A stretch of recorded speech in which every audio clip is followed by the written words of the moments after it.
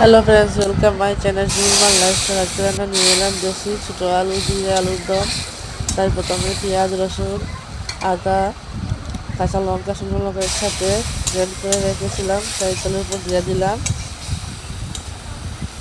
দিয়ে একটু কষিয়ে নিলাম। তারপর টমেটো গ্রেড করা দিয়ে দিলাম, দিয়ে আর একটু কষিয়ে নিলাম।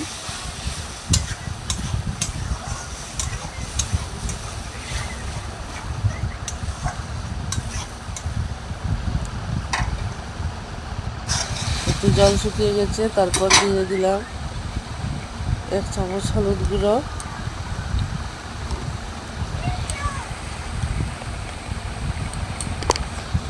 তারপর দিয়ে দিলাম লঙ্কা গুঁড়ো,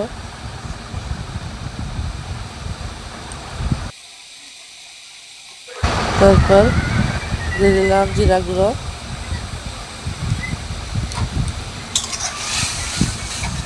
দিয়ে একটু কষিয়ে দিলাম।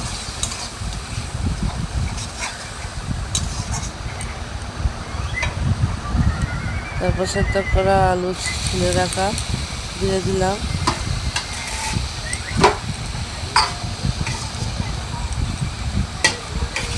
দিয়ে একটু আলু মশলা একসাথে আমি একটু কষিয়ে নিলাম।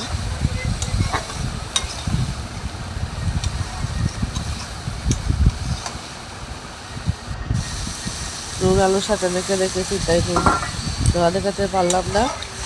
দিয়ে দিলাম জল,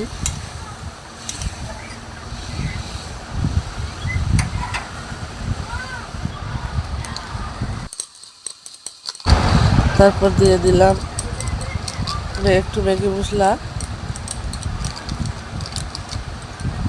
মিট মশলা। আলুর দমের মধ্যে ম্যাগি মশলা দিলে অনেক ভালো হয় খেতে।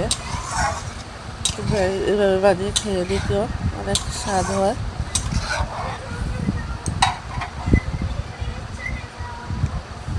হয়ে গেছে আমার আলুর দম।